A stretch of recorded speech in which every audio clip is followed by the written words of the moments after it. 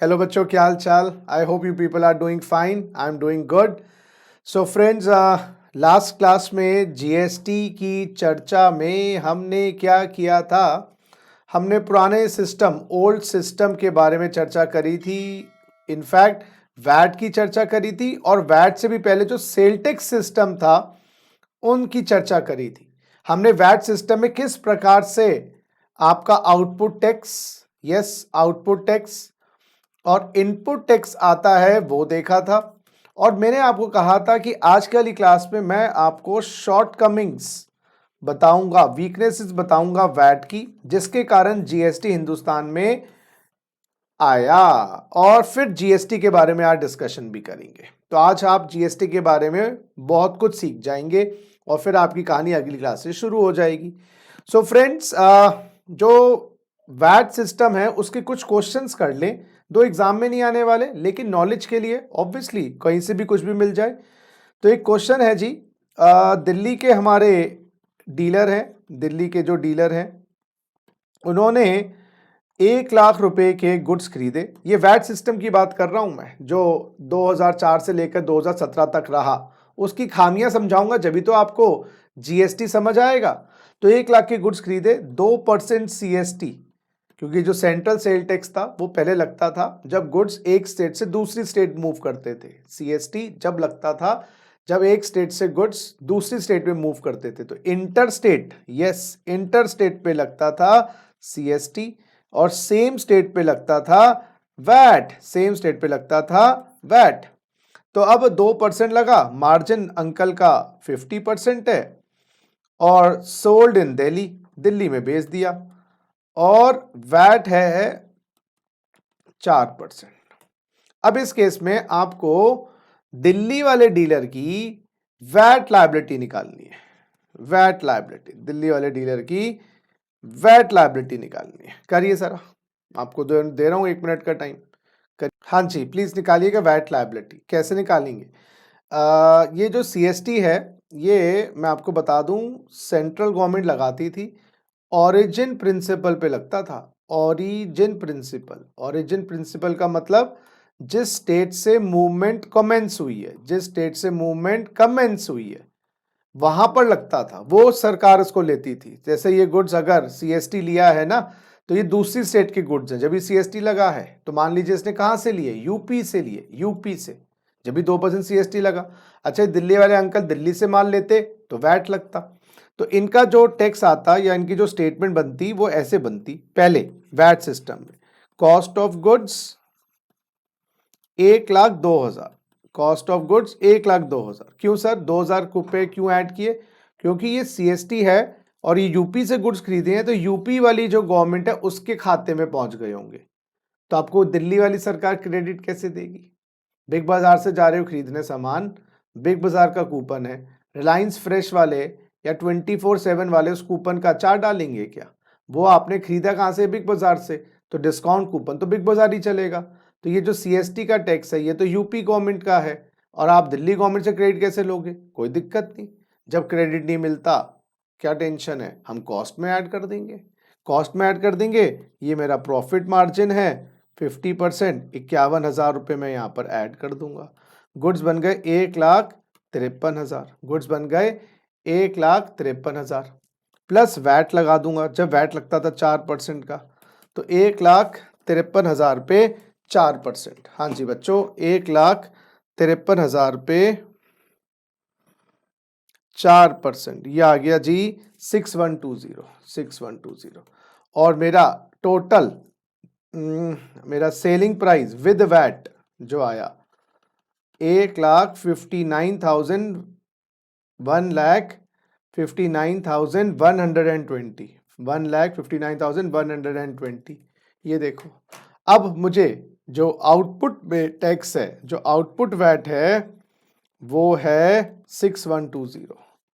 Input में VAT है क्या? अरे बाबा, इनपुट में वैट तो नहीं है, सीएसटी है, और उसको तुमने कॉस्ट में ऐड कर दिया। और वैट पेबल जो सरकार को जमा करवा के आना है वो जमा करवाना है 6120। ये था वैट सिस्टम। अच्छा सर, इसमें आपने इंटर स्टेट परचेज करी है, इंटर स्टेट परचेज करी है। हाँ जी, एंड सेम स्टेट सेल करी है, सेम स्टेट सेल करी है, जरा समझिएगा, आपने इंटर स्टेट परचेज करी है और सेम स्टेट सेल करी है। जरा देखिएगा, आपने इंटर स्टेट सेल करी है, परचेज करी है, सेम स्टेट सेल करी है। तो इंटर स्टेट परचेज पे आपने सीएसटी दिया है खरीद पर और बेचा आपने सेम स्टेट में, तो वैट देना है, लेकिन सीएसटी का क्रेडिट वैट से नहीं था। ये one of the major limitation थी, one of the major limitation थी वैट सिस्टम की, कि दूसरी प्रदेश से, दूसरे प्रांत से अगर आप गुड्स खरीदते थे, आपको उसका आईटीसी नहीं मिलता था, आपको उसका क्रेडिट नहीं मिलता था। क्यों नहीं मिलता था? क्योंकि वो दूसरे सरकार के पाले में था। पहले सारी स्टेट गवर्नमेंट्स में भेदभाव था। जैसे बिग बाजार का कूपन है, बिग बाजार देगी क्रेडिट, अगर रिलायंस फ्रेश का कूपन है, रिलायंस फ्रेश देगी, अगर 24/7 का कूपन है तो 24/7 देंगे। कूपन इंटरचेंजेबल नहीं थे। तो एक लिमिटेशन ही निकल के आ रही है, no ITC of interstate taxes, no ITC of interstate taxes, आपको इंटरस्टेट टैक्सेस के क्रेडिट नहीं मिलता था। ये लिमिटेशन आना स्टार्ट हो गई ना, क्योंकि वैट सिस्टम जो दिखने में पिछली क्लास में इतना बढ़िया लग रहा था, इतना बढ़िया नहीं था, इसमें भी कुछ लिमिटेशंस थी। तो एक क्वेश्चन तो हमने ये किया, एक क्वेश्चन और देखिएगा। तो आपको कैस्केडिंग इफेक्ट आ गया क्या? बिल्कुल सर, कैस्केडिंग इफेक्ट आ गया, कैस्केडिंग इफेक्ट प्रेजेंट। क्यों कैस्केडिंग इफेक्ट आ गया मैं बताऊं? इसलिए आ गया कैस्केडिंग इफेक्ट क्योंकि ये 2000 रुपये टैक्सेस है, इसमें ये 2000 रुपये आया है और उसके ऊपर दोबारा टैक्स लग गया, टैक्स ऑन टैक्स हो रहा है, टैक्स ऑन टैक्स हो रहा है, कैस्केडिंग इफेक्ट। जी बच्चों, दूसरा ये तो हो गया एक क्वेश्चन। दूसरा क्वेश्चन, मैं आपको सारी लिमिटेशन बता रहा हूं ना, जब भी आप समझ आएंगे कि वैट सिस्टम को उखाड़ के क्यों फेंका गया। दूसरा, अगर आपने अपने गुड्स खरीदे हैं, यस, और कितने के खरीदे? 1 लाख रुपए के, उस पे आपने एक्साइज ड्यूटी लगी हुई है। एक्साइज ड्यूटी क्यों लगी हुई है? क्योंकि मैन्युफैक्चर्ड गुड्स हैं, दूसरे ने बनाए होंगे, उस पे 10,000 की एक्साइज ड्यूटी लगी हुई है, ठीक है। और उसके बाद ये गुड्स सीएसटी के अंतर्गत भी आते हैं, यानी कि दूसरी स्टेट से आए हैं और सीएसटी लग रहा है, मान लीजिएगा 1,10,000। ये पुराना सिस्टम है, ज़्यादा दिमाग नहीं लगाना है। ये 1,10,000 का 0.02 2200 रुपये ये लग रहा है। तो अगर आपका 10% एक्साइज, पहले एक्साइज ड्यूटी लगती थी ना उत्पादन पे, अब तो नहीं लगती, वैट सिस्टम में लगती थी। तो जब आपने गुड्स खरीदे, कितने के खरीदे? 1,12,200 के। इस टाइप से बिल हो गया कि आपने गुड्स खरीदे 1 लाख के, उस पे उत्पादक ने एक्साइज ड्यूटी लगाई 10% की और सीएसटी 2% का। अब आपको कॉस्ट क्या दिखानी है? क्या आपको एक्साइज ड्यूटी का आईटीसी मिल जाएगा? नहीं मिलेगा। क्यों सर? क्योंकि आप इन गुड्स पर, मान लो sold in Delhi, sold in Delhi, Delhi के डीलर हो, प्लस प्रॉफिट 50%, तो आप क्या करोगे? यहां पर प्रॉफिट 50% लगा दोगे, क्योंकि आपको पता है ये जो, अरे भाई बच्चों, ये दूसरे स्टेट के जो टैक्सेस हैं, क्या इसका आईटीसी है? इसका तो नो आईटीसी, अभी हमने कर ही लिया, no ITC of taxes of other state, of other state, ये तो हमने अभी लिमिटेशन करी। अब आप बताइए, क्या ये एक्साइज ड्यूटी का क्रेडिट मिलेगा? बताओ ना, एक्साइज ड्यूटी का क्रेडिट मिलेगा? क्योंकि ये दो सेंट्रल गवर्नमेंट को दिया हुआ है। अरे बाबा, दूसरी स्टेट के टैक्सेस का क्रेडिट नहीं मिल रहा, तो आपको no ITC of central taxes, central taxes जिसको हम सैनवैट कहते थे, सेंट्रल टैक्सेस को सैनवैट कहते थे, सैनवैट का भी क्रेडिट नहीं था वैट से। कोई दिक्कत ना, दो मुझे क्रेडिट, मैं तो कॉस्ट में ऐड कर दूंगा, मैं कैस्केडिंग इफेक्ट कर दूंगा।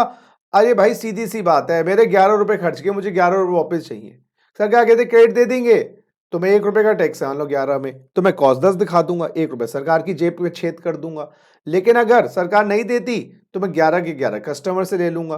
तो 1,12,000, 1,10,000, 1,12,200 का 50%, ये हो गया बच्चों 56,100, और आपका सेलिंग प्राइस हो गया 1,68,300, ठीक है।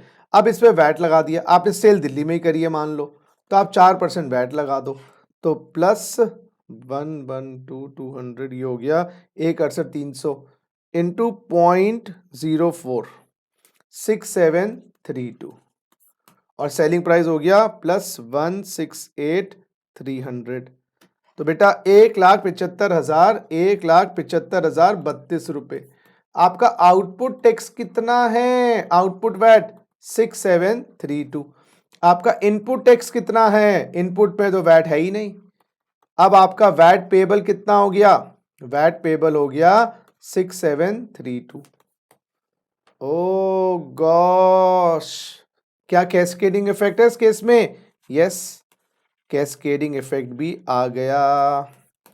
तो भाई वैट के सिस्टम की खामियां देखो। एक, आप उसके सेंट्रल टैक्सेस, ये तो अभी सेंट्रल एक्साइज ड्यूटी है, सर्विस टैक्स दिया उसका भी क्रेडिट नहीं था। तो यानी कि जो लिमिटेशन निकल के यहां पर ये आ रही है कि भाई एक दुकान का खरीदा हुआ माल का कूपन उसी दुकान से चलेगा, बिग बाजार का बिग बाजार से, रिलायंस का रिलायंस से, और 24/7 स्टोर का 24/7 से। तो ये तो सिस्टम बड़ा अच्छा नहीं लग रहा। क्यों? इसमें तो फिर आपको याद रखना पड़ेगा और इंडिया को कॉमन मार्केट बनानी है। एक ये लिमिटेशन दिख गई आपको। अच्छा, और मल्टीपल टैक्सेस हैं, मल्टीपल टैक्सेस हैं, ये भी लिमिटेशन आपको दिखाई दे रही है, क्योंकि वैट लग रहा है, कभी सर्विस टैक्स लग रहा है। तो फिर गवर्नमेंट को लगा कि भाई ये वैट को सिस्टम को भी जड़ से उखाड़ना पड़ेगा, क्योंकि कोई टैक्स का क्रेडिट है, कोई टैक्स का क्रेडिट नहीं है। तो फिर गवर्नमेंट ने अल्टीमेटली ये डिसाइड किया, सेल टैक्स से बेटर था वैट, वैट से बेटर है जीएसटी। सेल टैक्स से बेटर था वैट, वैट से बेटर है जीएसटी। कुछ लिमिटेशन वैट सिस्टम की क्या निकल के आई? एक, क्योंकि मैं ज्यादा लिमिटेशन पे क्यों स्ट्रेस डालूं, एक, इंटर स्टेट टैक्सेस का क्रेडिट नहीं है, यानी कि दूसरी स्टेट से खरीदो तो आपके मन में ये आएगा सेम स्टेट से खरीदो। सेंट्रल टैक्सेस जो दिए हैं, आप स्टेट को टैक्स देना है, स्टेट गवर्नमेंट कहती है हमें तो पूरे 6,732 रुपए चाहिए, ये 10,000 और 12,200 हमें तो मिले नहीं, ये तो सेंट्रल गवर्नमेंट को मिले, ये यूपी गवर्नमेंट को मिले, मान लो यूपी से गुड्स आए हैं, और ये जो 6,732 देने हैं ये दिल्ली गवर्नमेंट को देने हैं। दिल्ली गवर्नमेंट कहती है हमारी जेब में जब आया नहीं तो हम क्रेडिट कैसे दे दें? ये वही वाली बात हुई, किसी कोचिंग इंस्टीट्यूट से आपने 11th की कोचिंग ली, फिर 12th की कोचिंग ली, वो तो डिस्काउंट दे देंगे, लेकिन 11th की कोचिंग के लिए किसी और इंस्टीट्यूट के पास गए, उसने कूपन दिया हुआ था कि 12वीं में आओगे ना आप डिस्काउंट ले लेना, लेकिन वो दूसरे कोचिंग इंस्टीट्यूट में कूपन दिखाओगे 11वीं का दूसरे कोचिंग इंस्टीट्यूट का, तो दूसरा कोचिंग इंस्टीट्यूट जो 12वीं करवा रहा है वो डिस्काउंट क्यों देगा?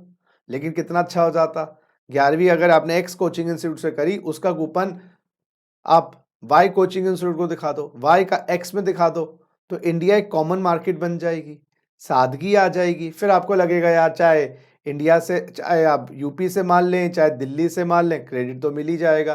तो जब ही तो फिर माल बिकेगा। अभी क्या है, भेदभाव हो रहा है, भाई यहाँ से खरीद वहां से मत खरीद, ये टैक्स एक्साइज ड्यूटी लग रही है, क्रेडिट नहीं मिलेगा, तो गुड्स ऐसे लो जिसपे एक्साइज ड्यूटी ना हो, है ना, या जो इंडिया से बाहर से आ जाए। तो ये सर सारी जो प्रॉब्लम्स थी उसको दूर किया, यस माय डियर फ्रेंड्स, उस सब प्रॉब्लम्स को दूर किया जीएसटी,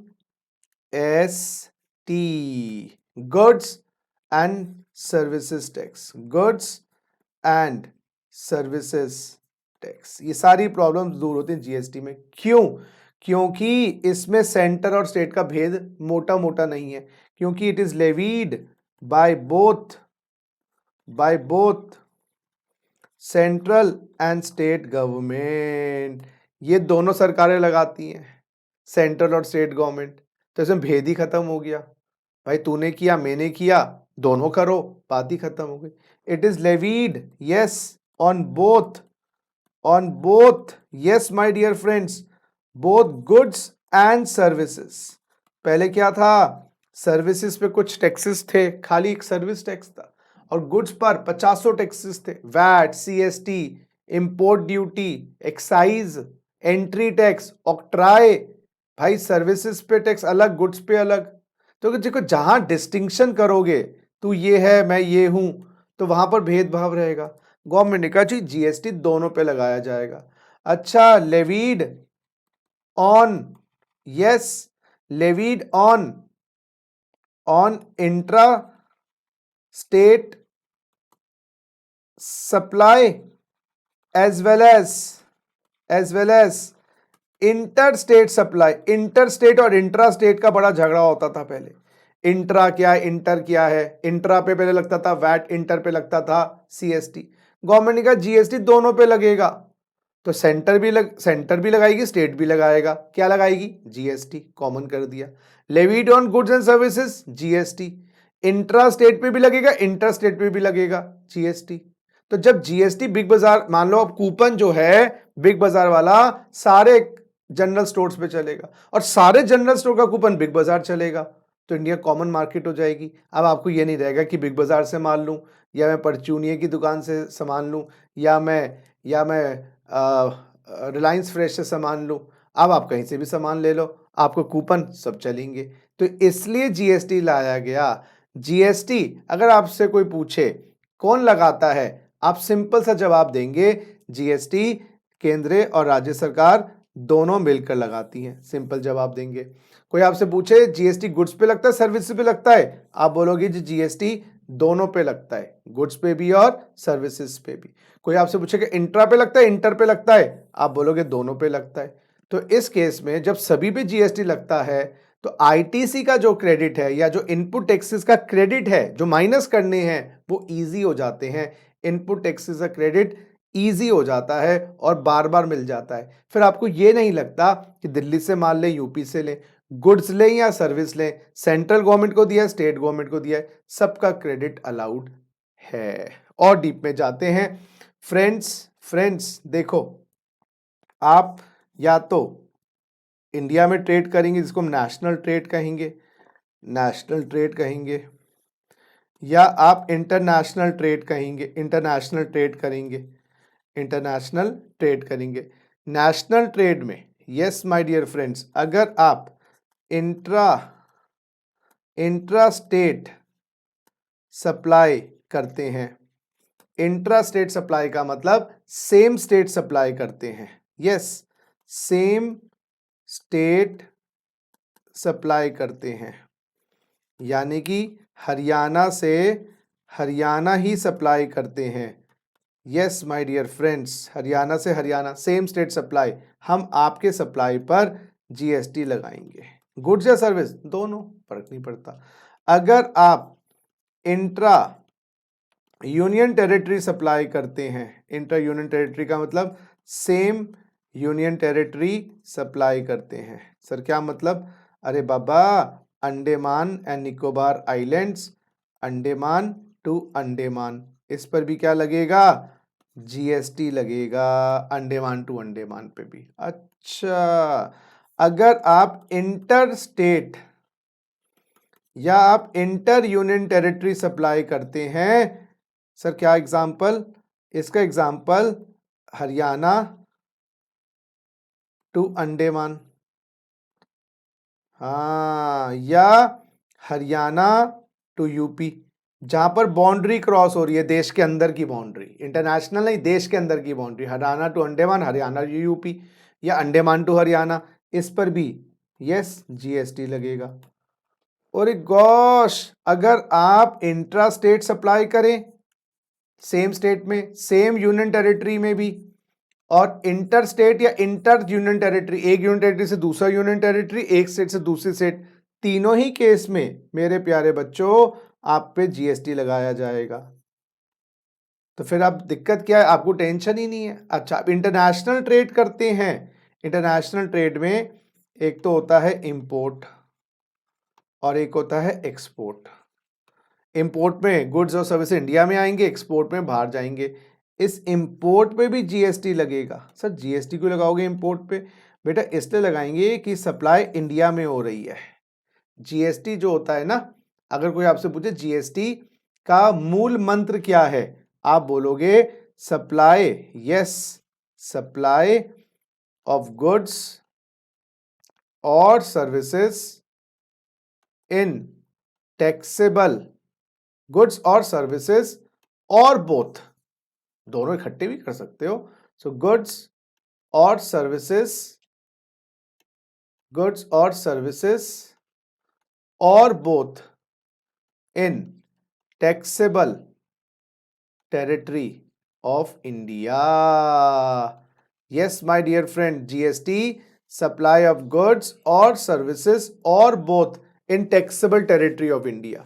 तो जीएसटी जो है वो सब गुड्स पे भी लगेगा, सप्लाई पर, गुड्स के सप्लाई पे, सर्विसेज की सप्लाई पे, taxable territory of India, India में सप्लाई होनी चाहिए। टैक्सेबल टेरिटरी का मतलब है whole of India including JNK, whole of India including JNK। Yes, taxable territory of India का मतलब है बच्चों पार्टी इंडिया में सप्लाई होनी चाहिए। तो जब हम इंपोर्ट करते हैं तो क्या सप्लाई इंडिया में हो रही है? क्या सप्लाई इंडिया में हो रही है? जीएसटी लगेगा। जब हम एक्सपोर्ट करते हैं सप्लाई इंडिया से बाहर जा रही है। अच्छा, तो ये होल ऑफ इंडिया क्या देखना है, खरीदार या रिसीवर? गवर्नमेंट कहती है जो प्लेस ऑफ सप्लाई है, प्लेस ऑफ सप्लाई है वो इंडिया में होनी चाहिए, प्लेस ऑफ सप्लाई है इंडिया में होनी चाहिए, क्योंकि GST my dear friends destination based है, डेस्टिनेशन बेस्ड जीएसटी। तो बच्चों जीएसटी जो है डेस्टिनेशन बेस्ड है। तो कोई पूछे जीएसटी कौन लगाता है? सेंट्रल स्टेट लगाती है। कहाँ लगता है, किस पे लगता है? गुड सर्विस पे लगता है, इंट्रा पे लगता है, इंटर पे लगता है, ठीक बिल्कुल लगता है, गुड सर्विस दोनों पे लगता है। लेकिन सप्लाई कहाँ होनी चाहिए? Supply taxable territory of India में होनी चाहिए। सप्लाई बच्चों टैक्सेबल टेरिटरी ऑफ इंडिया में होनी चाहिए। सप्लाई जो है टैक्सेबल टेरिटरी ऑफ इंडिया में होनी चाहिए। और टैक्सेबल टेरिटरी का क्या मतलब है my dear Laddu Gopal? Taxable territory का मतलब है whole of India including JNK। तो सप्लाई होनी चाहिए, सप्लायर अमेरिका का हो, चाइना का हो, पाकिस्तान का हो, पाकिस्तान छोड़ो, बांग्लादेश का हो, whole of India including JNK taxable territory है। सप्लाई यहां होनी चाहिए, तो प्लेस ऑफ सप्लाई होनी चाहिए, चाहे सप्लायर कहां का हो वो इंपॉर्टेंट नहीं है, सप्लायर कहां का है वो इंपॉर्टेंट नहीं है, सप्लाई हो कहां रही है वो इंपॉर्टेंट है। तो इस केस में जब इंपोर्ट हो रहा है तो सप्लाई इंडिया में हो रही है, जीएसटी लगेगा उस ट्रांजैक्शन पे। जब एक्सपोर्ट हो रहा है तो जीएसटी नहीं लगेगा, क्योंकि प्लेस ऑफ सप्लाई बाहर है, क्योंकि प्लेस ऑफ सप्लाई बाहर है, उस पे जीएसटी नहीं लगता। तो जीएसटी कहां कहां लगता है? इंपोर्ट पे लगता है, इंट्रा स्टेट पे लगता है, इंट्रा यूनियन टेरिटरी पे लगता है, इंटर स्टेट पे लगता है, इंटर यूनियन टेरिटरी पे लगता है। लेकिन सर जीएसटी जब लगता है तो सेंटर को कितना मिलेगा, स्टेट को कितना मिलेगा? गवर्नमेंट ने कहा जब इंटर स्टेट मूवमेंट होगी, यस, या इंपोर्ट होगा, उस केस में, यस माय डियर फ्रेंड्स, उस केस के अंदर जीएसटी सारा सेंट्रल गवर्नमेंट का होगा, बाद में स्टेट को डिस्ट्रीब्यूट कर देंगे। और इस जीएसटी को नाम दिया आईजीएसटी, इस जीएसटी को नाम दिया आईजीएसटी, इंटीग्रेटेड जीएसटी। तो इंटीग्रेटेड जीएसटी का क्या मतलब है बच्चों कि भाई जब जब बाउंड्रीज क्रॉस होती हैं और जीएसटी लगता है, उसमें हम सेंट्रल गवर्नमेंट को बोलते हैं आप जीएसटी लगाओ, उस सेंट्रल गवर्नमेंट के द्वारा लगा हुआ जीएसटी का नाम होता है आईजीएसटी। और आईजीएसटी मैक्सिमम 40% तक लग सकता है, उससे कम होता है, अभी गवर्नमेंट 28% लगा रखा है, लेकिन मैक्सिमम 40% हो सकता है। जब स्टेट में माल बिकता है तो वो जीएसटी आधा आधा लगता है। यस, मान लो अगर ये जीएसटी का रेट, मान लो जीएसटी का रेट जो भी है वो आधा आधा लगता है, यानी कि उसको जो आधा सेंट्रल गवर्नमेंट लगाती है उसको बोलते हैं सीजीएसटी, और जो स्टेट गवर्नमेंट लगाती है उसको बोलते हैं एसजीएसटी। तो जब भी हरियाणा में माल बिकेगा, हरियाणा से हरियाणा, तो जो भी जीएसटी का रेट है वो आधा हो जाएगा, 50% सेंटर का होगा, 50% स्टेट का होगा। और मैक्सिमम जीएसटी 40 होता है, तो ये मैक्सिमम 20% हो सकता है, और ये मैक्सिमम 20% हो सकता है। बात समझने की कोशिश करिएगा। और यूनियन टेरिटरी में माल बिकेगा तो उसके अंदर भी जीएसटी लगेगा, आधा सेंट्रल जीएसटी और आधा यूनियन टेरिटरी जीएसटी, उसमें भी बात आधा आधा। यस, तो दोनों जब आधा आधा लगाएंगे तो भेदभाव खत्म हो जाएगा। समझो चॉकलेट है, आधी आधी बांट लो। मैक्सिमम ये भी 20% हो सकता है, मैक्सिमम ये भी 20% हो सकता है, इस बात को याद रखिएगा। चलो लिखिए जरा एक बार। तो अगर सेम स्टेट में माल बिकेगा तो हम लगाएंगे सीजी और एसजी। जैसे मैकडॉनल्ड्स में बर्गर खाने गए, 100 रुपए का बर्गर है, 5% का जीएसटी है, 2.5% आप देखना सीजी होगा, 2.5% एसजी। यूनियन टेरिटरी में मैकडोनल्ड्स है, वहां पर बर्गर खाने गए तो 2.5% सीजी होगा, 2.5% यूटी जीएसटी। अगर दिल्ली से आपने ऑर्डर किया है हरियाणा, या हरियाणा से दिल्ली ऑर्डर किया है, या अंडमान टू हरियाणा खाना ऑर्डर किया है तो 5% लगेगा आईजीएसटी। बाहर से गुड्स इंडिया में आए हैं तो उस बिक्री पर, जो बाहर से इंडिया में आए हैं, सप्लाई तो इंडिया में हुई है, 5% लगेगा आईजीएसटी। इंडिया से गुड्स बाहर गए हैं, वहां पर जीएसटी लागू नहीं होता क्योंकि सप्लाई इंडिया में नहीं है। अच्छा बेटा, ये जो सीजीएसटी है ये लगेगा सीजीएसटी एक्ट के अंतर्गत, सीजीएसटी एक्ट 2017। और जो एसजीएसटी है ये लगेगा एसजीएसटी एक्ट 2017 के अंतर्गत। ठीक है, ये जो यूटीजीएसटी है, यूटीजीएसटी एक्ट 2017 के अंतर्गत। ये जो आईजीएसटी है ये लगेगा आईजीएसटी एक्ट 2017 के अंतर्गत। ये हमारे सारे सिलेबस में है, जितने भी इनके इंपॉर्टेंट टॉपिक्स हैं, जितने भी इनके रेलेवेंट टॉपिक्स हम करेंगे। तो सीजीएसटी एक्ट के अंतर्गत सीजीएसटी लगता है, एसजीएसटी एक्ट हर स्टेट ने ये पास की हुई है, एसजीएसटी लगता है, यूटीजीएसटी यूटीजीएसटी एक्ट के अंतर्गत लगता है, आईजीएसटी आईजीएसटी एक्ट के अंतर्गत लगता है। ये इसलिए किया गया कि स्टेट को भी पैसा मिले, सेंटर को भी पैसा मिले। खाली जीएसटी लगाएंगे तो दोनों में झगड़ा हो जाएगा, तो उसका नाम अलग अलग कर दे, चॉकलेट का आधा हिस्सा तेरा, चॉकलेट का आधा हिस्सा मेरा। ये जानबूझ के किया गया सो दैट झगड़ा ना हो। क्लियर है मेरी बात? जरा अब आपको कॉपी करना है ये चीज। कॉपी करने के बाद हाँ, एक क्रेडिट कैसे लेना है ये आप कॉपी करो, पहले समझो क्रेडिट कैसे लेना है। ये लिखिएगा, manner of claiming credit. Detail में तो हम सब चीजें आगे वाले चैप्टर्स में करेंगे अंडर जीएसटी। अच्छा, जीएसटी में अच्छा आपके इनपुट टैक्सेस कौन कौन से होंगे? सर इनपुट टैक्सेस या तो आईजीएसटी होगा खरीद पर, जब इंटर स्टेट माल होगा पहले सीएसटी लगता था, अब आईजी लगता है, या सीजीएसटी होगा मेरे इनपुट पे, या एसजीएसटी होगा, या यूटीजीएसटी होगा। मेरे पास जब मैं माल गुड्स या सर्विस खरीदूंगा दूसरे स्टेट से आएगा तो मेरे पास इनपुट में आईजी होगा, परचेज पे आईजी।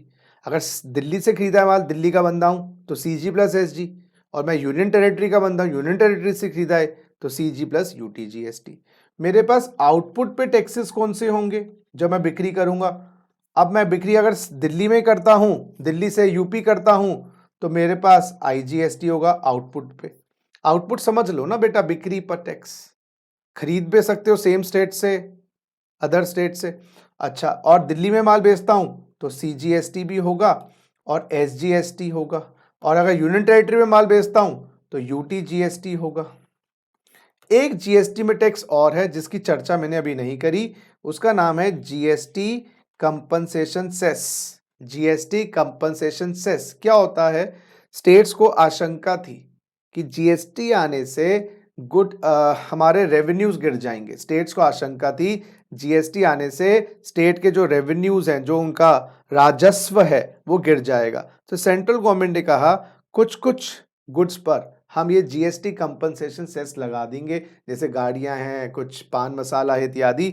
उससे क्या होगा? उससे क्या होगा आपके, हम जीएसटी कंपनसेशन सेस, अच्छा GST compensation cess, GST compensation cess, GST compensation cess act 2017 के अंतर्गत लगता है। GST compensation to states act, GST compensation to states act के अंतर्गत लगता है। बात समझिएगा, वो तो डिटेल में भी मैं बताऊंगा। ये इसलिए लगता है कि सेंट्रल गवर्नमेंट के पास एक्स्ट्रा पैसा आ जाए। तो अगर आपने गुड्स खरीदे दूसरे स्टेट से तो क्या लगेगा? आईजीएसटी। अगर वो उस पर कंपनसेशन सेस लगता है तो जीएसटी कंपनसेशन सेस भी लगा हुआ होगा आईजीएसटी के साथ। अगर सेम स्टेट से खरीदे और जीएसटी कंपनसेशन सेस लगता है तो सीजी भी लगा होगा, एचजी भी लगा होगा और कंपनसेशन सेस भी लगा होगा। और सेम स्टेट से खरीदे तो सीजी लगा होगा, यूनियन टेरिटरी से यूटी प्लस जीएसटी, तो GST compensation cess if applicable. ये हर एक जगह नहीं लगता, ये किसी किसी गुड्स पे लगता है। ऐसे ही अगर आपने माल बेचा जो जीएसटी कंपनसेशन सेस के अंतर्गत है तो आपको भी जीएसटी कंपनसेशन सेस लगाना पड़ेगा। तो हम अपने बिल में IG plus GST compensation cess या सीजीएसटी। अब क्या करवा रहा हूं मैं, इस पॉइंट को समझिएगा। अगर आपके पास आईजीएसटी कूपन है या आईजीएसटी का इनपुट टैक्स है, आप आईजीएसटी का क्रेडिट आईजीएसटी से लेंगे। यस, आईजीएसटी का क्रेडिट आईजीएसटी से लेंगे। बचा हुआ क्रेडिट या तो आप आईजीएसटी का बचा हुआ क्रेडिट सीजी से या एसजी से, यूटी जीएसटी से, और बीच में डाल देता हूं और यहां पर लिखता हूं any manner any proportion, any manner any proportion. यानी कि आप सबसे पहले तो जैसे बिग बाजार के 4-5 कूपन है, तो सबसे पहले आईजी का कूपन आईजी से, बचा हुआ सीजी या एसजी से, और एनी मैनर एनी प्रोपोर्शन। अभी आई थिंक लिख लो, मैं समझा नहीं रहा क्योंकि जब हम क्वेश्चन करेंगे सीजी का कूपन सीजी से लेना है, बचा हुआ कूपन आईजी से लेना है, यहां से नहीं ले सकते। ये 4-5 कूपन है, कहां से कैसे लेना है। एसजी या यूटी जीएसटी का कूपन आपको एसजी या यूटी जीएसटी से लेना है, बचा हुआ आईजी से लेना है, यहां से नहीं ले सकते। और जीएसटी कंपनसेशन सेस का कूपन आपको जीएसटी कंपनसेशन सेस से लेना है। और पहले coupon yes first preference IGST की, सेकंड प्रेफरेंस ये, थर्ड प्रेफरेंस ये। तो पहले आपको आईजी के कूपन खत्म करने हैं आईजी से या फिर सीजी और एसजी से, फिर सीजी के कूपन यूज करने हैं सीजी से बचे हुए आईजी से, और एसजी के कूपन एसजी से बचे हुए आईजी से, सीजी से एसजी का कूपन नहीं ले सकते और सीजी का कूपन एसजी से नहीं ले सकते, और जीएसटी कंपनसेशन से जीएसटी कंपनसेशन सेस से ही ले सकते। ये बातें अभी क्लियर होंगी नहीं, उसके लिए मैं आपको प्रैक्टिकल क्वेश्चन करवाऊंगा, आप ये कॉपी करिए। हाँ जी बच्चों, चल कुछ क्वेश्चंस प्रैक्टिस करें, ये सेट ऑफ का कॉन्सेप्ट को कैसे करना है। आइए जरा, अब मैं इस क्वेश्चंस में ये एज्यूम कर रहा हूं कि जो हमारे असेसी हैं या जो हमारा पर्सन है वो है रामलाल, और वो दिल्ली में रजिस्टर्ड है, और उसने कुछ माल खरीदा है, गुड्स खरीदे हैं 1 लाख रुपए के, समझना, प्लस 12% जीएसटी फ्रॉम दिल्ली से खरीदे हैं। बंदे का मार्जिन 50% है और सोल्ड इन दिल्ली। अब आप मेरे साथ बिल्कुल करेंगे, ये हो क्या रहा है, और उसने गुड्स को दिल्ली में ही बेचे। अब जरा ये क्वेश्चन है केस 1। अब जब उसने माल खरीदा होगा, वो खरीदा होगा 1,12,000 का। आप मुझे बताइएगा ये जो 12% जीएसटी होगा, कौन सा जीएसटी होगा। दिल्ली में हो, आप दिल्ली से खरीदे हैं, तो ये इंट्रा स्टेट सप्लाई माना जाएगा। अब चार्ट देखिए, इंट्रा स्टेट सप्लाई होगा और विक्रेता ने जो सेलर है उसने सीजी 50% और एसजी आधा लगाया होगा, आधा 50-50, मैक्सिमम 20% रेट होता है, लेकिन यहाँ पर तो ऑब्वियसली हमारा रेट 12 है। तो यानी कि जब आपने परचेज किया होगा तो आपके पास परचेज का जो बिल आया होगा, वो ऐसे आया होगा 1,00,000 रुपए प्लस 6% सीजीएसटी 6,000 प्लस 6% एसजीएसटी 6,000, ये 1,12,000 का बिल ऐसे आया होगा आपके पास। ये जो बिल आया होगा वो ऐसे आया होगा आपके पास, परचेज का बिल। यस। अब मेरा क्वेश्चन ये देखो, ये मैक्सिमम 20% ज्यादा नहीं हो सकता, ये तो 6% ही हुआ ना, क्योंकि जीएसटी का रेट 12 है, मैक्सिमम 40 हो सकता है, तो 20 सेंटर का 20 स्टेट का, लेकिन अगर जीएसटी का रेट 12 है तो 6। ठीक हो। अब आपको क्या इसका आईटीसी मिलेगा, इन दोनों टैक्सेस का क्या आईटीसी मिलेगा, क्या इनपुट टैक्स क्रेडिट मिलेगा। हाँ जी, मिलेगा, क्योंकि आप माल दिल्ली में बेच रहे हो, तो आप जब सेल का बिल इशू करोगे उस पर भी आप सीजीएसटी लगाओगे, समझो ना मेरी बात। और जीएसटी के टैक्सेस जीएसटी से तो अलाउड होते हैं, वो अलाउड नहीं करोगे तो फिर फायदा क्या हुआ। पहले तो सीएसटी का क्रेडिट नहीं था, इंपोर्ट ड्यूटी का क्रेडिट नहीं था, एक्साइज का क्रेडिट नहीं था, और जीएसटी का जीएसटी से क्रेडिट दोगे, डूब के मरो फिर सिस्टम को। तो जब क्रेडिट मिल जाएगा तो कॉस्ट में क्यों दिखाएं। तो मेरी जो कॉस्ट ऑफ गुड्स होंगे वो होंगे 1,00,000। हाँ, कॉस्ट ऑफ गुड्स होंगे 1,00,000। अच्छा, मेरा मार्जिन कितना हुआ, मेरा मार्जिन हुआ मेरे बच्चों, मेरा मार्जिन हुआ 50%, 50,000 है ना। और मेरा selling price without GST 1,50,000। GST के टैक्सेस का जीएसटी से क्रेडिट है, वो कॉस्ट में ऐड ही नहीं होने, बात खत्म। अब मैं कौन सा टैक्स लगाऊंगा, जीएसटी में लगाऊंगा 12% का, मैं भी लगाऊंगा 6% सीजीएसटी, तो ये हो गया 9,000, और 6% एसजीएसटी मैं भी लगाऊंगा 9,000, और मैं गुड्स बेचूंगा selling price with GST, yes my dear friends, 1,68,000 का मैं गुड्स बेचूंगा, 1,68,000 के गुड्स मैं बेचूंगा 1,68,000 के, समझो। तो ये मेरा सेल का बिल होगा, मैं यहां तक दिखाऊंगा ना उसको, ऊपर वाला जो पोर्शन है तो मेरी वर्किंग है, माई वर्किंग, ये क्यों दिखाऊंगा उसको, मेरा मार्जिन है, मैं बिल ऐसे इशू करूंगा, सेल का बिल। तो सेल के बिल से मेरा आउटपुट जीएसटी आएगा, और मेरे परचेज के बिल से मेरा इनपुट जीएसटी आएगा, इनपुट जीएसटी। तो मेरा इनपुट जीएसटी है सीजी और एसजी 6,6, आउटपुट जीएसटी है मेरा 9,9। तो सेल के बिल पे आउटपुट होता है जो जमा करवाना, इनपुट जो मैंने दिया, गवर्नमेंट कहती है क्रेडिट ले लो। तो अब क्या हुआ, आउटपुट जीएसटी मेरा सीजीएसटी है 9,000 जो मुझे जमा करवाना है, एसजीएसटी है 9,000 जो जमा करवाना है। गवर्नमेंट कहती है गुप्ता जी इनपुट जीएसटी भी तो ले लो, मेरे पास कूपन कौन कौन से हैं, मेरे पास सीजी का कूपन है 6 का, एसजी का कूपन है 6 का, देखे जरा, सीजी का कूपन है 6 का और एसजी का कूपन है 6 का। अब आ जाओ सेट ऑफ के सिस्टम पे, सबसे पहले आईजी का कूपन लेना है, आईजी का कूपन तो मेरे पास है ही नहीं, तो फर्स्ट प्रेफरेंस तो आईजी के कूपन की है, मेरे पास आईजी का कूपन नहीं है, फिर गवर्नमेंट कहते सीजी का कूपन लो, सीजी का कूपन सीजी से लेना है, सीजी का कूपन सीजी से लेना है। देखो मेरे पास आईजी का कूपन तो था नहीं, सीजी लेना है सीजी से पहले, फिर आईजी से लेना है, ये तो आपको याद करना पड़ेगा। तो मैं पहले कूपन सीजी का सीजी से लूं तो मेरा पूरा ही खत्म हो गया कूपन।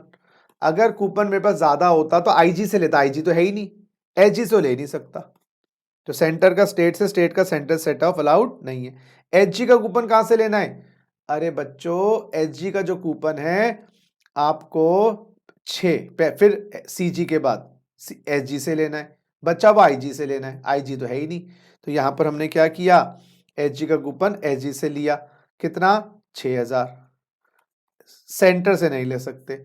अब GST payable, yes my dear friend, GST payable आ गया 3,000 रुपए सीजीएसटी, 3,000 रुपए एसजीएसटी, तो मुझे पेबल आ गया 3,000 रुपए सीजीएसटी जमा करवाना है, 3,000 रुपए एसजीएसटी, क्रेडिट मिल गया, सेम स्टेट का सेम स्टेट से। सर वैट में भी तो मिल जाता था, हमने लास्ट क्लास में जो किया था सेम स्टेट का। अब मैं आपको ब्यूटी दिखाऊंगा जीएसटी की, रियल ब्यूटीफुल। अब मैं ये मानूंगा 1 लाख के गुड्स मैंने जो खरीदे हैं केस 2 में इंटर स्टेट के हैं, goods purchased for ₹1 lakh plus 18% GST, yes from UP.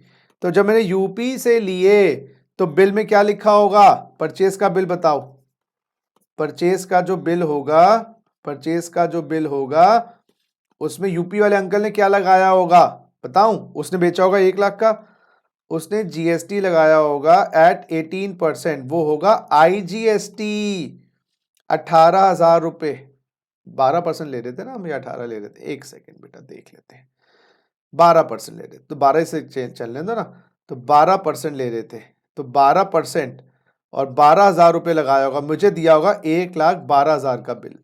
पिछली केस में भी 1,12,000 का बिल था, देखो आप दूसरे सेट से खरीदो वही टैक्स है, सेम सेट से खरीदो सेम टैक्स है, बस नाम बदल जाएगा, नाम में क्या रखा है ना, तो नाम बदल जाएगा, क्योंकि जो पहले जीएसटी था उसका नाम था CG plus SG, same state से लिया, इंटर से लिया आईजी, लेकिन आईजी का भी क्रेडिट है, क्रेडिट है, बल्ले बल्ले, क्योंकि जीएसटी का टैक्स का क्रेडिट जीएसटी से है, नेचर कोई भी हो। अब आपकी कॉस्ट ऑफ गुड्स क्या मानोगे, कॉस्ट ऑफ गुड्स मानेंगे सर 1 लाख, फिर अभी दिखाता हूं, प्लस मार्जिन ऐड करो, कितना 50%, 50,000, और गुड्स कितने के बन के तैयार हुए 1.5 लाख के, प्लस आप 12% जीएसटी लगाओ, 12%। आप कौन सा जीएसटी लगाओगे, आप तो दिल्ली में बेच रहे हो, आपने परचेज यूपी से किया, सोल्ड दिल्ली में किया, आपने इनको सेल दिल्ली में किया, तो दिल्ली में सेल किया तो 12% आप लगाओगे, 6% सीजीएसटी, 6% एसजीएसटी, 9,9,000, 9 9, देखो वर्किंग डिट्टो सेम वैसी आ रही है जैसे पिछला क्वेश्चन था। दूसरी स्टेट से खरीदो, सेम स्टेट खरीदो, बिल वही आ रहा है। सेम स्टेट को अब आपने बेचा, वहां पर भी वहां पर सेम स्टेट से खरीद के बेचा था, यहां पर दूसरी स्टेट से खरीद के बेचा, प्राइसिंग वही आ रही है, फर्क नहीं पड़ रहा, है ना। अब आपका आउटपुट टैक्स क्या है?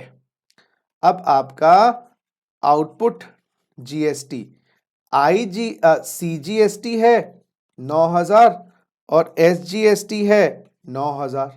क्योंकि पिछले केस में भी आपने दिल्ली में बेचा तो सीजीएसजी आपकी बिक्री पर है, यहां पर भी ये आपका सेल का बिल आएगा। ऊपर वाला अमाउंट आप कभी सेलर को दिखाओगे नहीं, परचेजर को, ये आपका सेल का बिल होगा, ये परचेज का बिल। परचेज के बिल से ये आपका इनपुट जीएसटी है, और बेटा सेल के बिल से आपका आउटपुट जीएसटी है। और इनको क्रेडिट लेने के लिए वो फॉर्मूला मैंने बताया है। अब आपके पास इनपुट में कौन सा टैक्स है? My dear Laddu Gopal, input में आपका टैक्स है आईजीएसटी 12,000। इनपुट में आपका आईजीएसटी है 12,000। अब क्वेश्चन ये उठता है, क्या ये 12,000 का क्रेडिट आईजी का किससे किससे मिलेगा, किस किस से मिलेगा, चेक करके बताओ। ये 12,000 का क्रेडिट आईजी का, पहले आईजी से लेना है। भाई मेरे बिक्री पे तो आईजी ना है, मेरे तो दूसरी सेट में माल नहीं बेचा, कोई टेंशन नहीं। अब या तो सीजी से ले लो या एसजी से ले लो, आपकी मर्जी है।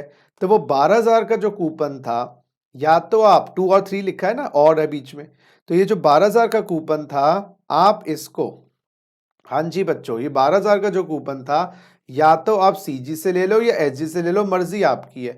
तो आप ऐसे भी कर सकते हो। ऑप्शन 1, सुनो मेरी बात, आधा आधा ले लो, 6,000 6,000, 3,000 आ जाएगा, पिछले केस में भी। ऑप्शन 2, आप ऐसे भी कर सकते हो, 9,000 3,000, ये भी सही है। ऑप्शन 3, आप ऐसे भी कर सकते हो, 3,000 और 9,000, आप ये भी कर सकते हो। ऑप्शन आपके पास कोई एक लो। ऑप्शन 4, आप ऐसा करो, 7,000 और 5,000। तो एग्जाम में अगर आएगा, आप कोई भी ऑप्शन ले लीजिएगा, डिपेंडिंग अपॉन आपको ऑप्शंस क्या दी गई हैं, नहीं तो नोट दे देंगे हम। तो हम एक ऑप्शन लेकर नीचे लिख देंगे, we have taken 50-50, alternatively could have been 933975।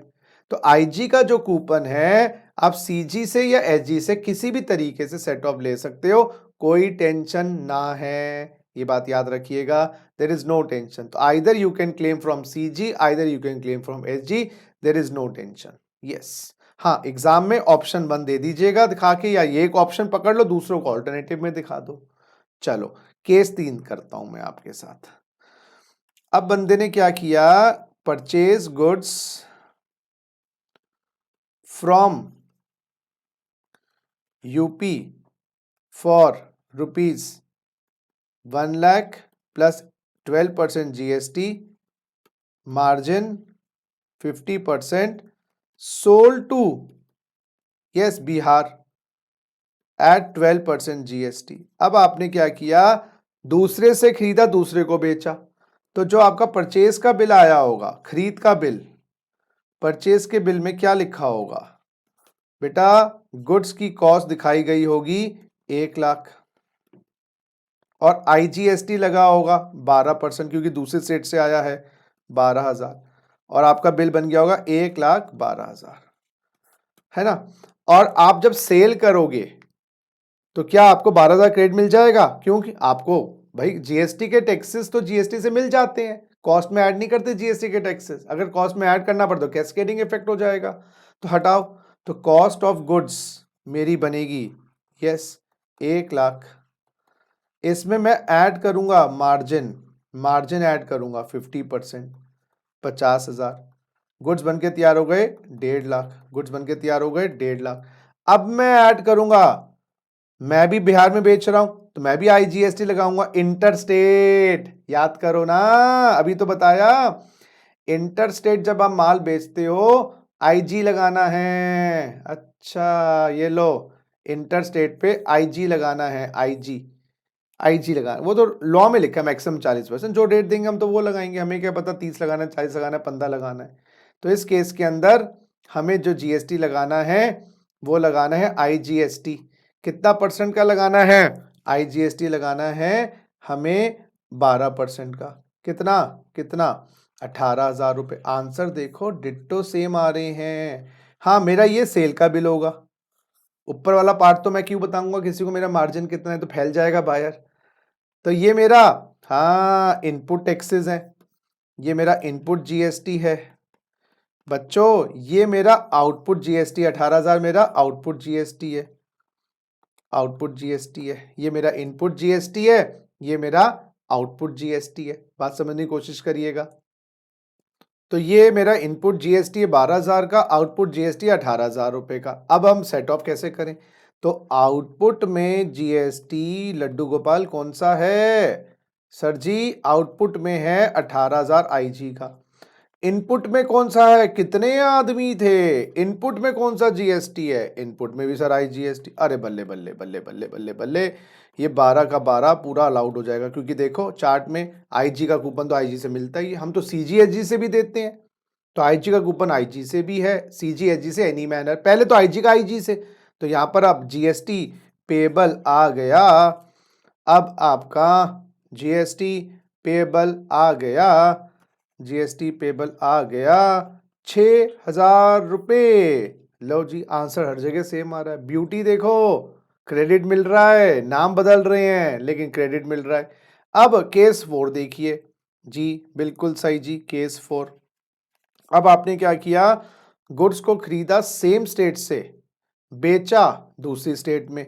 So goods purchased, yes my dear friends, for rupees 1 lakh plus 12% GST from Delhi. Delhi के तुम बंदे हो, है ना। Margin 50%, sold to UP. ये हमने केस किया नहीं ना अभी, सेम स्टेट में और इंटर स्टेट में बेचा। ये कौन सा था? दूसरी स्टेट से आया, दूसरी स्टेट को गया, inter state purchase, inter state sale. Case 2 क्या था? बाबा रे बाबा, बाहर दूसरे स्टेट से आया, दिल्ली में बिका। तीसरे स्टेट में क्या था? दिल्ली में खरीदा, दिल्ली में बिका। Same state purchase, same state sale, case 1। Case 2, inter state purchase, same state sale. तीसरा, inter state purchase, inter state sale. चौथा, same state purchase, inter state sale. तो आपका परचेज का बिल में क्या लिखा होगा? परचेज अमाउंट 1 लाख, दिल्ली से खरीदा, दिल्ली के बंदे हो, तो सीजीएसटी लगा होगा 6%, 6,000, और एसजीएसटी लगा होगा 6%, 6,000। तो आपका जो बिल आया होगा 1,12,000 का, ये आपका इनपुट जीएसटी होगा, ये आपका इनपुट जीएसटी होगा। This will be your input GST. मैं समझ रहा है मेरी बात? This will be your input GST, input GST. अब आपको इसकी कॉस्ट शीट बनानी है। कॉस्ट क्या मानेंगे? कॉस्ट मानेंगे 1 लाख, कॉस्ट मानेंगे 1 लाख। क्यों 1 लाख मानेंगे? क्योंकि आपको जीएसटी के टैक्सेस का क्रेडिट जीएसटी से मिलता है, तो उसको कॉस्ट में ऐड करने की आवश्यकता नहीं। कॉस्ट में ऐड करेंगे फिर कैस्केडिंग इफेक्ट हो जाएगा। मार्जिन लगाइएगा 50%, मार्जिन लगाइए 50%। माल बनके तैयार हो गया 1,50,000, माल बनके तैयार हो गया 1,50,000। अब क्या करना है? अब आपको कौन सा टैक्स लगाना है? आपने यूपी में बेचे हैं, तो आप सेल पे लगाओगे आईजीएसटी 12%, 18,000 रुपये। तो आप जो सेल का बिल इशू करोगे 1,68,000 का। देखो आंसर वही आ रहा है। ब्यूटी देखो, इंट्रा हो, इंटर हो, सेंटर को मिल रहा है, स्टेट को मिल रहा है। ये आपका सेल का बिल है, ये आपका आउटपुट जीएसटी है। This is your output GST. Output पे आईजी है, इनपुट पे सीजी है, क्रेडिट मिलेगा। आउटपुट पे आईजी, आउटपुट पे सीजी होता, सबका क्रेडिट सबसे है, रिलेशन बना रखा है, सद्भावना है। पड़ोसियों से भी बनती है, पड़ोसी की आपसे बनती है, आपकी रिश्तेदार से बनती है, रिश्तेदार की पड़ोसी से बनती है, आपकी पड़ोसी से बनती है, सबका ताना बाना बुन रखा है। अब आप आउटपुट जीएसटी क्या लिखोगे? अब आप लिखोगे आउटपुट जीएसटी, अब आप लिखोगे आउटपुट जीएसटी। वो कौन सा है? आईजीएसटी। कितना? 18,000 रुपये। अब आपको हाँ जी, तो आउटपुट जीएसटी 18,000 है जो आपकी बिक्री पे लगा है। क्या इनपुट जीएसटी क्या है? अरे बेटा, इनपुट में तुम्हारा जीएसटी में है तुम्हारे पास सीजीएसटी 6,000, एसजीएसटी 6,000। पहले आईजी का कूपन लेना, आईजी से, आईजी तो है नहीं तो सीजी का कूपन लो पहले, सेकंड प्रेफरेंस सीजी माइनस किया। देखो चार्ट में और फिर हमने SGST माइनस कर दिया IG से, और आपका यस ये 6,000 रुपये ना भैया, 6,000 रुपये। अब आपका GST पेबल कितना आ गया? अब आपका GST पेबल आ गया कितना? 6,000 रुपये। अब आपका GST पेबल आ गया 6,000 रुपये। 12,000 18 से घटा लिए, 6,000 GST पेबल हर जगह। और ये GST कौन सा जमा करवाना है? IGST का। तो हर जगह आपने GST में देखो, यहां पर भी 6, हर जगह क्रेडिट मिला। और चारों ही केस में कोई कैस्केडिंग इफेक्ट नहीं, 4 ही केस होते हैं भाई। In all the 4 cases no cascading effect, no cascading effect. In 4 cases no cascading effect, और चारों में आंसर सेम है। GST की ब्यूटी समझ आई? ये है GST कि अगर आप इंट्रा करो, इंटर करो, इंपोर्ट करो, सब जगह GST लगेगा, लेकिन GST का नाम बदल जाएगा। जब इंडिया में डुअल GST कहते हैं, इंडिया में जो GST है उसको डुअल GST कहते हैं। क्यों? क्योंकि सेंटर और स्टेट दोनों मिलकर लगाते हैं। हाँ, IGST सेंटर लगाता है, बाद में स्टेट को डिस्ट्रीब्यूट करता है। और क्रेडिट कितना बढ़िया तरीके से आप देखिएगा, IG का IG से, फिर CG SG से, any manner any proportion, CG का CG से, फिर IG से, SG का SG से, या UT का UT से, फिर दूसरा IG से। और GST कंपनसेशन सेस के बारे में अभी चर्चा नहीं कर रहा, खाली ये याद रखिएगा, अगर GST कंपनसेशन सेस इनपुट पे है तो GST कंपनसेशन अगर आउटपुट पे है, परचेज पर भी है, सेल पर भी है, आपस में दोनों का समन्वय है। अब मैं आपको बहुत इंपॉर्टेंट चीज जो हम आगे की क्लासेस में करेंगे वो बता रहा हूं, GST की चेकलिस्ट। यस, GST की चेकलिस्ट। सर क्या है GST की चेकलिस्ट? बेटा GST की चेकलिस्ट का मतलब ये है कि भाई GST कब लागू होता है। सबसे पहले GST लागू होता है गुड्स एंड सर्विसेज। ये है डोर 1, पहला दरवाजा खुलेगा तो हम कुछ घुसेंगे GST में। अगर आपकी पास गुड्स और सर्विसेज ही नहीं है, तो जो आपकी एक्टिविटी है वो गुड्स और सर्विस की डेफिनेशन में आती नहीं है, तो GST लागू नहीं होगा। तो आपकी जो एक्टिविटी है वो गुड्स और सर्विसेज की डेफिनेशन में आनी चाहिए। दूसरी बात, जो आप गुड्स और सर्विसेज देते हो वो टैक्सेबल गुड्स या टैक्सेबल सर्विसेज होनी चाहिए। टैक्सेबल गुड्स या टैक्सेबल सर्विसेज होनी चाहिए। यानी कि अगर वो एग्जेम्प्ट गुड्स हैं, अच्छा कुछ गुड्स ऐसे हैं जिस पे GST नहीं है, कुछ ऐसी सर्विसेज हैं, जैसे डॉक्टर की सर्विसेज है, खांसी जुकाम के लिए जाते हो वो आपसे 500 रुपये लेता है, कोई GST नहीं है। जानवर का डॉक्टर जो वेट होता है, VET, उसकी सर्विसेज पे नहीं है। या कुछ गुड्स ऐसे हैं आपके बेसिक जो नीड्स के गुड्स होते हैं, आटा है, खुला आटा है, ये सब चीज़ें हैं, कोई इस पे GST नहीं है, वो एग्जेम्प्ट है। तो अगर आप ऐसे गुड्स बेच रहे हो जिस पे GST नहीं है, बात ही खत्म। ये डोर 2 है, दूसरा दरवाजा खुला तो आप GST में और फंसे। तीसरा, आपका टैक्सेबल सप्लाई होनी चाहिए, क्योंकि GST सप्लाई पर है। GST का जो टैक्सेबल इवेंट है वो सप्लाई है, GST उत्पादन पे नहीं है, सप्लाई पे है। और सप्लाई में लिखा है कंसिडरेशन होना चाहिए। तो मुफ्त में अगर कोई चीज़ दे रहे हो उस पर GST नहीं है। कुछ एक्सेप्शंस हैं, लेकिन अभी टैक्सेबल सप्लाई का मीनिंग पढ़ना पड़ेगा। फिर हमें ये डोर 3 है। फिर हमें टैक्सेबल पर्सन होना चाहिए। टैक्सेबल पर्सन का क्या मतलब कि भाई जो GST लगा रहा है वो रजिस्टर्ड होना चाहिए। अगर वो GST में रजिस्टर्ड ही नहीं है, जैसे इनकम टैक्स में 2.5 लाख की, 3 लाख की, 5 लाख की लिमिट होती है, उन पे इनकम टैक्स होता ही नहीं। तो आप इनकम कमा भी लो, आपके ऊपर इनकम टैक्स है ही नहीं। तो टैक्सेबल पर्सन होना चाहिए। अगर आप टैक्सेबल पर्सन नहीं हो तो GST नहीं है। 5वां डोर है टैक्सेबल टेरिटरी ऑफ इंडिया। 5वां डोर है टैक्सेबल टेरिटरी ऑफ इंडिया। जो सप्लाई होनी चाहिए वो इंडिया के टैक्सेबल टेरिटरी में होनी चाहिए। इंडिया से अगर बाहर सप्लाई हो रही है तो बच्चों GST लागू ही नहीं होता। अब मैं आपको समझा रहा हूं, 5 दरवाजे खुलेंगे तो GST एप्लीकेबल होगा आपकी ट्रांजैक्शन पे, आपकी सप्लाई पर।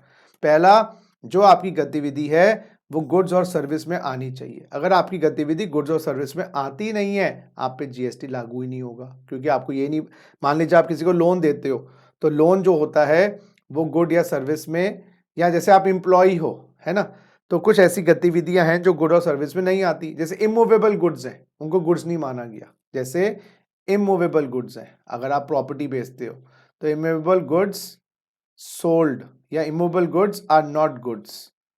तो जब वो गुड्स ही नहीं है तो क्या देखना, डोर टू। तो सबसे पहले दरवाजा तो ये खोल के देखना कि जो आपके पास गुड्स हैं वो गुड्स की परिभाषा में आते नहीं आते, सर्विस है सर्विस की परिभाषा में आते नहीं आते। दूसरी बात, वो टैक्सेबल होने चाहिए, शुड नॉट बी एग्जेम्प्ट। जैसे मैंने बोला ना, कुछ खुला आटा है, खुला नमक है, एग्जेम्प्ट हो गया। सब्जियां हैं, सब्जी वाला जब सब्जी बेचता है, देखा है आपने, तो कहाँ जीएसटी लगाता है? तो कि वो टैक्सेबल नहीं है, गुड्स तो है लेकिन टैक्सेबल नहीं है। ऐसी सर्विसेज डॉक्टर की हैं, नहीं टैक्सेबल है। फिर सप्लाई टैक्सेबल होनी चाहिए, आप उसको किसी और को दोगे, सेल, सप्लाई का मतलब मोटा मोटा मान लो सेल, वो टैक्सेबल होनी चाहिए। ये सारे चैप्टर्स करवाऊंगा लेकिन अभी नहीं करवाऊंगा, बाद में करवाऊंगा। तो टैक्सेबल सप्लाई होनी चाहिए, अगर वो टैक्सेबल नहीं है बात ही खत्म, सप्लाई नहीं है वो। मान लीजिए अगर आपने बिना कंसिडरेशन के फ्री में, मैं कोचिंग क्लास फ्री में कर दूं, एक बैच 4 क्लासेस फ्री में ले ली, पैसे नहीं चार्ज किए, तो मुझसे गवर्नमेंट उस 4 कोचिंग क्लासेस पे जीएसटी नहीं लेगी। टैक्सेबल पर्सन होना चाहिए, टैक्सेबल पर्सन होना चाहिए। टैक्सेबल पर्सन का क्या मतलब, भाई अगर जीएसटी में भी ना 10 लाख की, 20 लाख की, 40 लाख की लिमिट है, तो अगर आपकी जो क्या कहते हैं सप्लाई का अमाउंट है वो इससे कम है तो आप पे जीएसटी लगाना ही नहीं है। और पांचवा, इंडिया में आपको जीएसटी की सप्लाई करनी है, इंडिया से बाहर करते हो तो पांचवा डोर बंद, तो पांचों डोर ओपन होंगे तो जीएसटी लगेगा, 5 डोर ओपन होंगे जीएसटी लगेगा। उसके बाद आपको क्या चेक करना है, यस, 5 डोर ओपन के बाद आपको जीएसटी चेक करना है, time of supply. Time of supply क्या चीज है, टाइम ऑफ सप्लाई है date on which GST becomes applicable, date on which GST becomes applicable, GST कब आपके ऊपर एप्लीकेबल हो गया। जैसे जीएसटी एप्लीकेबल हो गया मतलब क्राइम कमिट हो गया, अब जज ये देखा किस दिन क्राइम कमिट हुआ, उससे पता लगाएंगे इसकी सजा क्या होगी।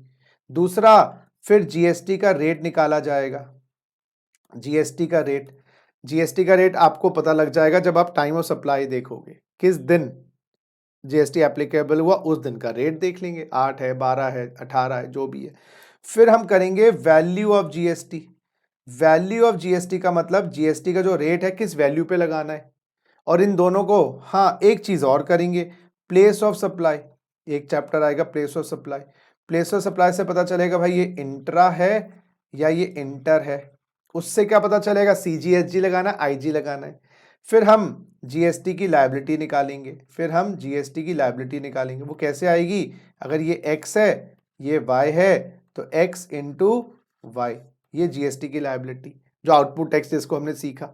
इसमें से हम माइनस करेंगे आईटीसी और जीएसटी डिपॉजिट करवाएंगे, खत्म जी जीएसटी, चलो घर जाओ। ये है जी जीएसटी की कहानी। तो हमारे ये 5 और 5 10 चीजें हैं। मैं आगे की क्लासेस में पहले इन चीजों से शुरू करवाऊंगा, टाइम ऑफ सप्लाई, जीएसटी की value, place of supply, liability, so that आपको कॉन्सेप्ट पकड़ना आसान हो। ये बीच बीच में मैं चीजें डलवाता रहूंगा। 5 डोर, तो 5 डोर जीएसटी के, पहला जी आपकी गतिविधि गुड और सर्विस की डेफिनेशन में आती हो, गतिविधि अगर आती है उस पर टैक्स भी लगता हो, अगर जैसे एग्रीकल्चर इनकम, इनकम टैक्स नहीं लगता। तीसरा, उसकी गतिविधि आप दूसरे तक पहुंचाओ, वो सप्लाई करो, खुद खरीद के रखा हुआ है तो आप जब बेच नहीं रहे, ट्रांसफर नहीं कर रहे, किसी को दे नहीं रहे हो, तो वो सप्लाई कहते हैं। सप्लाई का मीनिंग भी पढ़ेंगे। अगर आप सप्लाई भी करते हो, गुड्स भी दे रहे हो, डेफिनेशन भी सही है, लेकिन आप जीएसटी की लिमिट में नहीं आते, 20 लाख की लिमिट के नीचे आपकी टर्नओवर, बात बैठो घर में, जीएसटी लगाने की आवश्यकता नहीं। पांचवा, अगर टर्नओवर भी ज्यादा है लेकिन सारा ही आप एक्सपोर्ट करते हो इंडिया से बाहर, तो टैक्सेबल टेरिटरी में तो आपका माल बिकता ही नहीं, क्यों जीएसटी लगाओगे। तो ये पांचों चीजें पूरी हो गई तो जीएसटी एप्लीकेबल हो गया। और जीएसटी एप्लीकेबल हो गया तो सबसे पहला काम डेट निकालना, जैसे जब प्यार हो गया, किस दिन आपको प्यार हुआ, जीएसटी का रेट, हाँ जी, परसेंटेज लगाना है, 10% प्यार हुआ, 20% प्यार हुआ, कितने, किस वैल्यू का मतलब, किस ये आई थिंक वैल्यू का मतलब, ये हर चीज का एग्जांपल नहीं बनता, वैल्यू का मतलब कितने अमाउंट पे जीएसटी का रेट लगाना है। प्लेस ऑफ सप्लाई से पता चलेगा, अच्छा वो ऑब्वियसली इंडिया होगी प्लेस ऑफ सप्लाई, लेकिन इंडिया में सेम स्टेट में है, इंटर स्टेट में है, तो बेसिकली टाइम से पता चलेगा डेट, ये रेट, वैल्यू से अमाउंट, अमाउंट जिस पे रेट लगाना है ये, प्लेस से CG लगाना है, SG लगाना है, UT लगाना है, ये पता चलेगा। और फिर हम जब X और Y को मल्टीप्लाई कर देंगे, ये आउटपुट X आ गया, ITC ले लिया, GST जमा करवा दिया। अब आपको आई होप ये बेसिक्स का जो मेरा लेक्चर था, लेक्चर नंबर 2, ये समझ आया होगा। हल्के हल्के बीच बीच में ये बातें हमारी चलती रहेंगी, गुड्स क्या है, सर्विस क्या है। नेक्स्ट मैं आपको ये टाइम ऑफ सप्लाई वाला चैप्टर स्टार्ट करवाऊंगा, जिसमें ये मैं बताऊंगा तारीख, क्योंकि तारीख से पता चलेगा जीएसटी का रेट। देखो तारीख क्यों इंपॉर्टेंट है, मैं आपको ये बताऊं। क्योंकि अगर क्राइम होता है तो जज ये देखेगा क्राइम किस दिन हुआ, क्योंकि उस दिन की सजा निर्धारित होगी। तो ऐसे ही जब अगर मान लो जनवरी में कॉन्ट्रैक्ट साइन किया, फरवरी में माल गया, मार्च में बिल इशू किया, अप्रैल में पेमेंट आई, तो आपको एक पर्टिकुलर तारीख तो देखनी है। क्यों देखनी तारीख? अच्छा, इनकम टैक्स में तो ईयर होता है, पूरे साल की इनकम पे टैक्स लगता है। जीएसटी पर ट्रांजैक्शन पे टैक्स लगता है, जीएसटी पर ट्रांजैक्शन पे टैक्स लगता है। तो we will compute the time of supply. Time of supply हमारे सेक्शंस आएंगे, सेक्शन 12, सेक्शन 13, सेक्शन 14। यस, कौन सी एक्ट का? सीजीएसटी एक्ट का। यस दोस्तों, हमारा मेजॉरिटी जो काम लगेगा सीजीएसटी एक्ट पढ़ेंगे। ये देखो जो सीजीएसटी एक्ट है, क्योंकि मैं आपको बताऊं ये जो एक्ट्स हैं, अभी देखिए जरा, ये जो सीजीएसटी एक्ट है, जो ये हमारी मेन एक्ट है जिसको हम पढ़ने वाले हैं। क्योंकि स्टेट की जो एसजीएसटी एक्ट्स हैं वो सेम है सीजीएसटी हैं, सेम है सीजीएसटी हैं, और स्टेट्स ने पास की हुई है, स्टेट्स में पास हुई है, वो हमारे सिलेबस में नहीं है। उसके बाद यूटीजीएसटी, ये यूनियन टेरिटरी ने पास की हुई है, इसका भी कोई मेजर हमें पढ़ने की आवश्यकता नहीं है, छोटी छोटी बातें पर। हाँ, आईजीएसटी से हमें पता चलेगा place of supply. Place of supply का मतलब आईजीएसटी एक्ट बताएगा what is intra, what is inter. Sir पता तो है सर, अभी ऊपर किया तो था इंट्रा इंटर। अरे बेटा इतना इजी नहीं है, कभी कभार 50 जगह सप्लाई जारी होती है। तो आईजीएसटी एक्ट प्राइमरीली हमें ये बताएगी इंट्रा सप्लाई क्या होता है, इंटर क्या होता है। हमारी जो एक्ट है वो है ये सीजीएसटी एक्ट। इसलिए जब मैं आपको, हाँ जी बच्चों, जब मैं आपको, ये आइए जरा मेरे पास, जब मैं आपको टाइम ऑफ सप्लाई करवाऊंगा तो section 12, 13, 14 of the CGST act करवाऊंगा। बात समझ आ गई? जब मैं वैल्यू ऑफ जीएसटी करवाऊंगा section 15 of the CGST act करवाऊंगा। प्लेस ऑफ सप्लाई के लिए मैं आईजीएसटी एक्ट करवाऊंगा, आईजीएसटी एक्ट। समझ आ गई बात? चलो, तो अब मैं आप लोगों से विदा लेता हूं। हल्के हल्के बीच बीच में हम ये चीजें करते रहेंगे। Take care, love you, God bless you.